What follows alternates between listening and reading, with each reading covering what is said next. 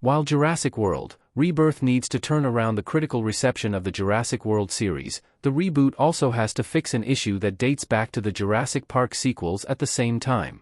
There are a lot of reasons to think that 2025's upcoming Jurassic World: Rebirth will be a proverbial rebirth for the struggling franchise. Jurassic World: Rebirth comes from Monsters director Gareth Edwards, whose 2014 Godzilla proved that he can marry large-scale monster action with intimate character drama. Jurassic World: Rebirth also introduces Scarlett Johansson, Mahershala Ali, and Jonathan Bailey to the franchise. This new cast is impressive and, crucially, Jurassic World: Rebirth won't bring back any of the characters seen in earlier Jurassic World and Jurassic Park movies. By the end of 2022's Jurassic World: Dominion, the franchise's legacy cameos had become tiresome, and the cast had somehow swollen to include almost a dozen main characters. The news that Jurassic World: Rebirth's story will be a wholesale reinvention of the franchise is promising, and Universal's synopsis revealing that the planet's ecology has proven lately inhospitable to dinosaurs means the sequel won't feel as far-fetched as its predecessor, Jurassic World: Dominion. Every Jurassic Park sequel has a worse Rotten Tomatoes score than its predecessor. The original Jurassic Park trilogy's reception steadily declined. That said, Jurassic World: Rebirth will have a hard time salvaging the critical reputation of the series, considering the Jurassic Park movies have been on the decline for over 3 decades at this point. As shocking as it may sound, a cursory glance over the franchise's Rotten Tomatoes history proves that the Jurassic Park franchise's struggles with critics didn't start with 2015's Jurassic World. On the contrary, the Jurassic Park franchise had just as hard a time replicating its original success with reviewers, as evidenced by the waning popularity of The Lost World, Jurassic Park and Jurassic Park 3. Jurassic Park boasts an undeniably impressive critical score of 91% on Rotten Tomatoes, but the franchise's critical acclaim ended with its first outing. Jurassic Park's ending offered viewers a self-contained standalone story and, even though director Steven Spielberg returned for 1997's The Lost World, Jurassic Park, critics weren't convinced that the Michael Crichton adaptation needed a follow-up. The Lost World: Jurassic Park has a rating of only 53% on Rotten Tomatoes, while Jurassic Park 3's rating has a mere 49%. In this context, 2015's reboot Jurassic World earning a comparatively stellar 72% seems like a return to form.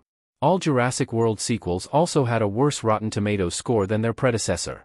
Jurassic World sequels followed the same unfortunate trend. Sadly, Jurassic World's critical revival of the franchise was short-lived.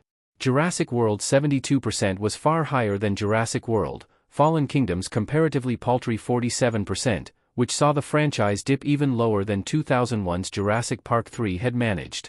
Jurassic World: Fallen Kingdom's wild-ending twist, wherein the heroes of the series released dozens of dinosaurs into the world and they soon cropped up throughout human civilization, left Jurassic World: Dominion with a tricky starting point. The final movie in the new trilogy had to imagine a world wherein dinosaurs and humans coexisted, something that was tough to envision. Bizarrely, Jurassic World: Dominion attempted to work around this by largely ignoring the twist ending of Jurassic World: Fallen Kingdom and instead focusing on a tale of corporate intrigue involving biosyn. The result was a bizarre melange of spy movie antics and dinosaur disaster movies that failed to impress critics upon release. Despite replacing Jurassic World: Fallen Kingdom director J. Bayona with Jurassic World's returning Colin Trevorrow, Jurassic World: Dominion soon became the franchise's least critically successful outing so far. The 2022 blockbuster was a huge box office hit, but Jurassic World: Dominion earned a critical rating of only 29%. Why the Jurassic Park franchise struggles so much with sequels. Jurassic World and Jurassic Park were hard acts to follow. Jurassic Park sequels struggled because they could not repeat the original movie story, and Jurassic World's later franchise additions fell afoul of a similar problem. Spielberg's original Jurassic Park focused primarily on the premise of a theme park overrun with dinosaurs, a self-contained sci-fi horror story that had clear stakes. The Lost World, Jurassic Park and Jurassic Park 3 had to come up with excuses to revisit the island setting, but couldn't repeat Jurassic Park's ingeniously simple setup. Jurassic World sequels faced much the same issue over 2 decades later after the reboot's critical success in 2015. Jurassic World prioritized the simple theme park gone wrong setup for the first time since Jurassic Park, so it was no surprise when the movie was a critical hit. This premise allows the franchise to comment on the ethical issues of man playing God, the exploitative nature of capitalism, and the comically obvious practical problems with a theme park full of live dinosaurs while keeping its plot self-contained. In contrast, both Jurassic World, Fallen Kingdom and Jurassic World, Dominion couldn't simply return to this theme park plot, and both fell apart at a narrative level due to this issue. How Gareth Edwards' Jurassic World, Rebirth can better than previous sequels. Jurassic World, Rebirth seems set to return the series to its roots. The most promising aspect of Jurassic World, Rebirth's story is, ironically, its refusal to return to the setup shared by Jurassic Park and Jurassic World. It is good that Jurassic World, Rebirth isn't a theme park gone wrong story, as the franchise has repeatedly made it clear that it has nowhere to go after a successful standalone cautionary tale.